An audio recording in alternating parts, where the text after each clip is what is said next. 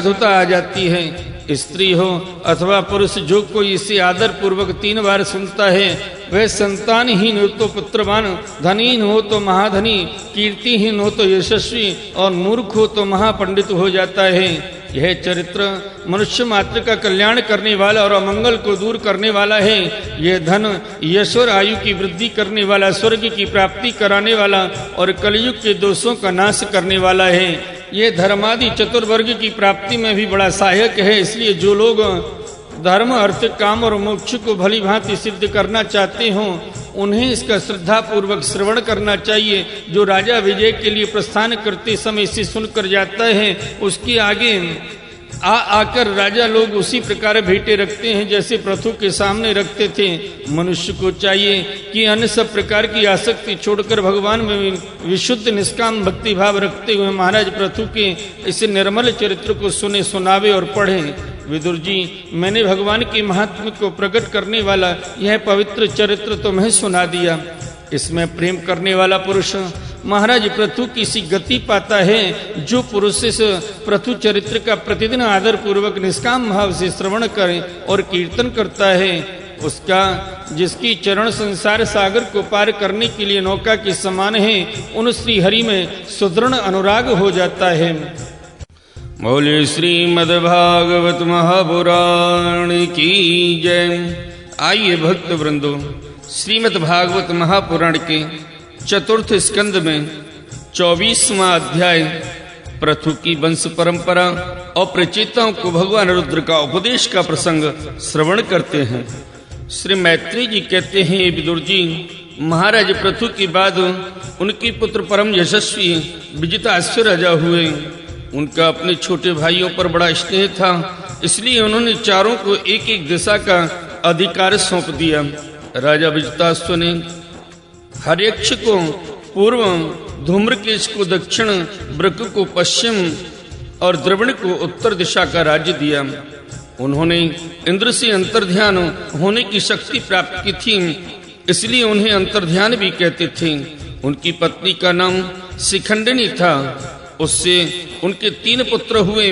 उनके नाम पावक, पपवान और सुचि थे। पूर्व काल में वशिष्ठ जी का शाप होने से उपर्युक्त नाम की अग्नियों ने ही उनके रूप में जन्म लिया था। आगे चलकर योग मार्ग से फिर अग्नि रूप हो गए। अंतर्ध्यान के नभस्वती नाम की पत्नी से एक और पुत्र रत्न हविर्धान प्राप्त हुआ। महाराज अंतर्ध्यान बड़े उदार पुरुष थे। जिस समय इंद्र उनके पिता के अश्वमेघ यज्ञ का घोड़ा हर कर ले गए थे, उन्होंने पता लग जाने पर भी उनका वध नहीं किया था। राजा अंतर्ध्यान ने कर लेना, दंड देना, जुर्माना वसूल करना आदि कर्तव्यों को बहुत कठोर एवं दूसरों के लिए कष्टदायक समझकर एक दीर्घकालीन यज्ञ में दीक्षित होने के बहाने अपना राजकाज छोड़ दिया। यज्ञ कार्य में लगे रहने पर भी उन आत्मज्ञानी राजा ने भक्त भय भंजन पूर्णतम परमात्मा की आराधना करके सुदृढ़ समाधि के द्वारा भगवान के दिव्य लोक को प्राप्त किया। हे विदुर जी, हविर्धान की पत्नी हविर्धानी ने बहिर्षद, गय, शुक्ल, कृष्ण, सत्यम और जितव्रत नाम के 6 पुत्र उत्पन्न किए। कुरुश्रेष्ठ विदुर जी, इनमें हविर्धान की पुत्र महाभाग बहिर्षद यज्ञादि कर्मकांड और योगाभ्यास में कुशल थे। उन्होंने प्रजापति का पद प्राप्त किया। उन्होंने एक स्थान के बाद दूसरे स्थान में लगातार इतने यज्ञ किए कि यह सारी भूमि पूर्व की ओर अग्रभाग करके फैलाए हुए कुशों से पट गई थी। इसी से आगे चलकर वीर प्राचीन वर्य नाम से विख्यात हुए। राजा प्राचीन वर्य ने ब्रह्मा जी के कहने से समुद्री की कन्या शत्रुद्रुति से विवाह किया। सर्वांग सुंदरी किशोरी शत्रुद्रुति सुंदर वस्त्राभूषणों से सजधर कर विवाह मंडप में जब भांवर देने के लिए घूमने लगी, तब स्वयं अग्निदेव भी मोहित होकर उसे वैसे ही चाहने लगे जैसे सुकी को चाहा था। नवविवाहिता सत्यद्रुति ने अपने नूपुरों की झनकार से ही दिशा विदिशाओं के देवता, असुर, गंधर्व, मुनिसिद्ध, मनुष्य और नाग सभी को वश में कर लिया था। सत्यद्रुति के गर्भ से प्राचीन वर्य के प्रचेता नाम के 10 पुत्र हुए। वे सब बड़े ही धर्मज्ञ तथा एक से नाम और आचरण वाले थे। जब पिता ने उन्हें संतान उत्पन्न करने के आदेश दिया तब उन सबने तपस्या करने के लिए समुद्र में प्रवेश किया। वहां 10,000 वर्ष तक तपस्या करते हुए उन्होंने तप का फल देने वाले श्री हरि की आराधना की। घर से तपस्या करने के लिए जाते समय मार्ग में श्री महादेव जी ने उन्हें दर्शन देकर कृपा पूर्वक जिस तत्व का उपदेश दिया था उसी का वे एकाग्रता पूर्वक ध्यान जप और पूजन करते रहे। विदुर जी ने पूछा, ब्राह्मण, मार्ग में प्रचेताओं का श्री महादेव जी के साथ किस प्रकार समागम हुआ और उन पर प्रसन्न होकर भगवान शंकर ने उन्हें क्या उपदेश किया, वह सारी युक्त बात आप कृपा करके मुझसे कहिए। हे ब्रह्म से शिव जी के साथ समागम होना तो देहधारियों के लिए बहुत कठिन है, औरों की तो बात ही क्या है। मुनिजन वे सब प्रकार की आसक्ति छोड़कर उन्हें पाने के लिए उनका निरंतर ध्यान ही किया करते हैं, किंतु सहज में पाते नहीं। यद्यपि भगवान शंकर आत्मा राम है, उन्हें अपने लिए न कुछ करना है न पाना, तो भी इस लोक सृष्टि की रक्षा के लिए वे अपनी घोर रूपा शक्ति शिवा के साथ सर्वत्र विचरते रहते हैं। श्री मैत्री जी ने कहा, विदुर जी, साधु स्वभाव प्रचेतागण पिता की आज्ञा सिरोधार्य कर तपस्या में चित्त लगा पश्चिम की ओर चल दिए।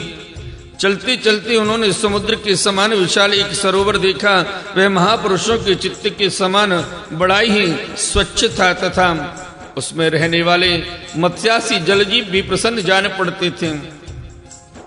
उसमें नील कमल, लाल कमल रात में, दिन में और सायकाल में खिलने वाले कमल तथा इंदिवर आदि अन्य कई प्रकार के कमल सुशोभित थे। उसके तटों पर हंस, सारस, चकवा और कारंडव आदि जलपक्षी चहक रहे थे। उसके चारों ओर तरह तरह की वृक्ष और लताएं थी, उन पर मतवाले भौरे गूंज रहे थे। उनकी मधुर ध्वनि से हर्षित होकर मानो उन्हें रोमांच हो रहा था। कमल कोश के पराग पुंज वायु के झरोकों से चारों ओर उड़ रहे थे, मानो वहां कोई उत्सव हो रहा है।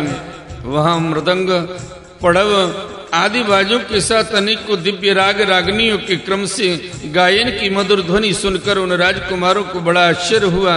इतने में ही उन्होंने देखा कि देवादिदेव भगवान शंकर अपने अनुचरों के सहित उस सरोवर से बाहर आ रहे हैं।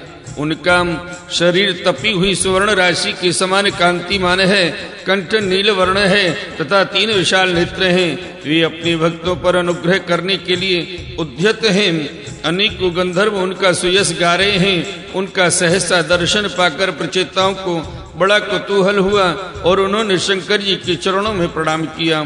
तब शरणागत बिहारी धर्म वत्सल भगवान शंकर ने अपने दर्शन से प्रसन्न हुए धर्मज्ञ और शील संपन्न राजकुमारों से प्रसन्न होकर कहा, भगवान शंकर बोले, तुम लोग राजा प्राचीन वजी के पुत्र हो, तुम्हारा कल्याण हो।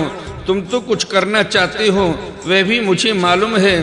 इस समय तुम लोगों पर कृपा करने के लिए ही मैंने तुम्हें इस प्रकार दर्शन दिया है। जो व्यक्ति अव्यक्त प्रकृति तथा जीव संयक पुरुष, इन दोनों के नियामक भगवान वासुदेव की साक्षात शरण लेता है, वह मुझे परम प्रिय है। अपने वर्णाश्रम धर्म का भली भांति पालन करने वाला पुरुष 100 जन्म के बाद ब्रह्मा के पद को प्राप्त होता है और इससे भी अधिक पुण्य होने पर वह मुझे प्राप्त होता है। परंतु जो भगवान का अनन्य भक्त है, वह तो मृत्यु के बाद ही सीधे भगवान विष्णु के उस सर्व प्रपंचातीत परम पद को प्राप्त हो जाता है, जिसे रुद्र रूप में स्थित मैं तथा अन्य आधिकारिक देवता अपने अपने अधिकार की समाप्ति के बाद प्राप्त करेंगे।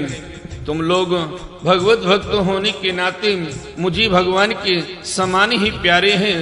इसी प्रकार भगवान के भक्तों को भी मुझसे बढ़कर और कोई कभी प्रिय नहीं होता।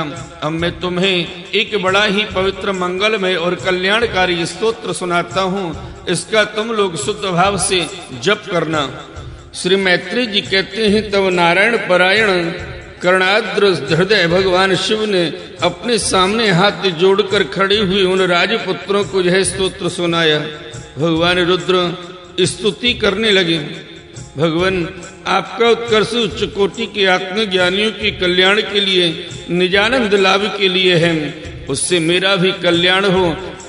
आप सर्वदा अपने निरतिशय परमानंद स्वरूप में ही स्थित रहते हैं। ऐसी सर्वात्मक आत्म स्वरूप आपको नमस्कार है। आप पद्मनाभ समस्त लोकों के आदि कारण हैं। भूत सूक्ष्म तन्मात्रों और इंद्रियों की नियंता, शांत एक रस और स्वयं प्रकाश वासुदेव चित्त की अधिष्ठाता भी आप ही हैं। आपको नमस्कार है।